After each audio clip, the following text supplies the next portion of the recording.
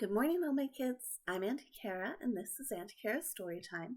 Today I'm going to be reading Possum Magic by Mem Fox and Julie Vivas.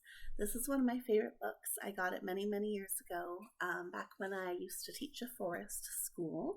I had a bunch of teachers from Australia come to visit, and they came to visit my forest school, and they got me this book as a thank you. So this was more than 10 years ago now. I can't remember anyone's name, but if you were the one that gave this to me, thank you so much. Know that I've read it hundreds of times since then. It's one of my go-to. It's always on my bookshelf. I really, really love it. And today I'm going to dedicate this book to my nieces Lily and Abby. I hope you are well, and I can't wait to see you again. I have my Christmas tree up for everyone's pleasure, especially wanted to show you girls. And I also wanted to show you guys I decorate early. And because my nieces Lily and Abby are twins, I wanted to show my twin nutcrackers. They are always there, standing guard and reminding me to be in the Christmas spirit. Alright, let's put those down. And we'll dive in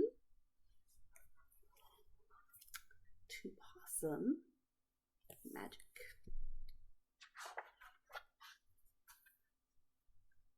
Once upon a time, but not very long ago, deep in the Australian bush lived two possums.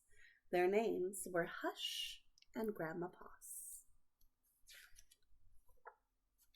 Grandma Poss made bush magic. She made wombats blue and kookaburras pink.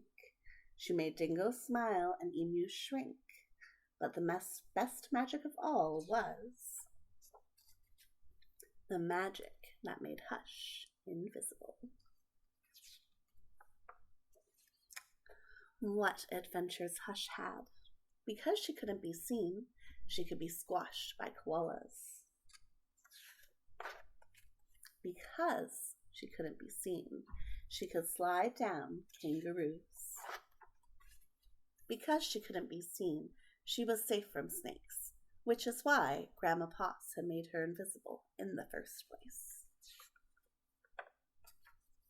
But one day, quite unexpectedly, Hush said, "Grandma, I want to know what I look like. Please, could you make me visible again?" "Of course I can," said Grandma Poss, and she began to look through her magic books. She looked into this book, and she looked into that. There was magic for thin, and magic for fat, and magic for tall, and magic for small, but the magic she was looking for wasn't there at all. Grandma Poss looked miserable. "Don't worry, Grandma," said Hush. "I don't mind." But in her heart of hearts, she did. All night long, Grandma Poss thought and thought. The next morning, just before breakfast, she shouted, "It's something to do with food. People food, not possum food.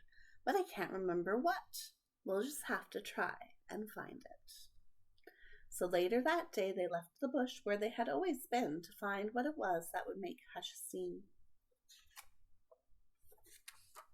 They ate Anzac biscuits in Adelaide, Mornay and Minties in Melbourne, steak and salad in Sydney, and pumpkin scones in Brisbane. Hush remained invisible. "Don't lose heart," said Grandma Poss. "Let's see what we can find in Darwin." It was there, in the far north of Australia, that they found a Vegemite sandwich. Grandma Poss crossed her claws and crossed her feet. Hush breathed deeply and began to eat. "A tail! A tail!" shouted both possums at once, for there it was, a brand new, visible tail. Later, on a beach in Perth, they ate a piece of pavlova. Hush's legs appeared. So did her body. "You look wonderful, you precious possum," said Grandma Poss. Next stop, Tasmania. And over the sea they went. In Hobart, late one night in the kitchens of a casino, they saw a lamington on a plate. Hush closed her eyes and nibbled. Grandma Poss held her breath and waited. It's worked, they cried. And she was right. Hush could be seen from head to tail. Grandma Poss hugged Hush, and they both danced Here We Go Round the Lamington Plate till early in the morning. From that time onwards, Hush was visible. But once a year, on her birthday, she and Grandma Poss ate a Vegemite sandwich, a piece of pavlova, and half a lamington, just to make sure that Hush stayed visible forever. And she did. And that, my friends, is the end of the story. I hope you enjoyed it as much as I did, and I hope you are having a wonderful week getting ready for the holidays yourself.